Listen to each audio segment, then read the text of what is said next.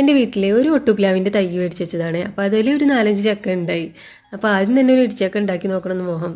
അപ്പോൾ അത് കൊണ്ടുവന്ന് മുറിക്കാൻ നോക്കിയപ്പോൾ എനിക്ക് പറ്റുന്നില്ല. കത്തി താഴെ വെച്ച് ഞാൻ തോൽവി സമ്മതിച്ചു. അപ്പോൾ ഹസ്ബൻഡ് കട്ട് ചെയ്ത് തരാമെന്ന് പറഞ്ഞു കേട്ടോ.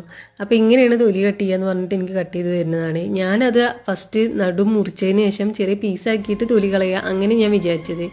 അപ്പോൾ അങ്ങനെയല്ല ഇങ്ങനെയാണെന്ന് പറഞ്ഞിട്ട് എനിക്ക് എന്തായാലും കട്ട് ചെയ്ത് തന്നിട്ടുണ്ട്. അപ്പോൾ എൻ്റെ പണി ലാഭം കിട്ടി. അപ്പോൾ എന്തായാലും വേണ്ടില്ല, നമുക്ക് ചക്ക ഉണ്ടായിട്ടുണ്ടെങ്കിൽ ഫസ്റ്റ് നമുക്ക് ഇടിച്ചക്ക ഉപ്പേരി തിന്നാനല്ലേ മോഹം ഉണ്ടാവുക. പിന്നെ അത് കഴിഞ്ഞാൽ നമുക്കത് വറുക്കാൻ കിട്ടിയാൽ അത്രയും നല്ലത്. ചക്ക വറുത്തത് കഴിക്കാൻ നല്ല ടേസ്റ്റാണല്ലോ. അത് കഴിഞ്ഞാലും പിന്നെ നമുക്ക് പഴുത്തതിൻ്റെ മേലേക്ക് ചിന്തിക്കുള്ളൂ അല്ലേ. എന്തായാലും പഴുത്ത ചക്കയാണെങ്കിലും ഏത് ചക്കയാണെങ്കിലും കഴിക്കാൻ നല്ല അടിപൊളിയാണ്. അപ്പോൾ എന്തായാലും തൊലി കളഞ്ഞു കഴിഞ്ഞിട്ടുണ്ട്. ഇനി അത് കട്ടിങ് പരിപാടിയാണ്. നടു കട്ട് ചെയ്ത് ഇത്തിരി വെളിച്ചെണ്ണ ഇതൊക്കെ തേച്ച് ഞാൻ സെറ്റപ്പായിട്ട് വന്നതാണ്. പക്ഷേ എനിക്ക് പറ്റിയില്ല, അത്യാവശ്യം വിളഞ്ഞൊക്കെ ഉണ്ട്. അപ്പോൾ അത് 4 പീസാക്കി വെച്ച് പിന്നെ അത് ചെറുതാക്കി കട്ട് ചെയ്ത് വെച്ചിട്ടുണ്ട്. ഇനി നമുക്ക് ഉപ്പേരി ഉണ്ടാക്കാൻ എളുപ്പമാണ്. അപ്പോൾ എല്ലാവർക്കും വീഡിയോ ഇഷ്ടമായ ലൈക്ക് ചെയ്യണേ.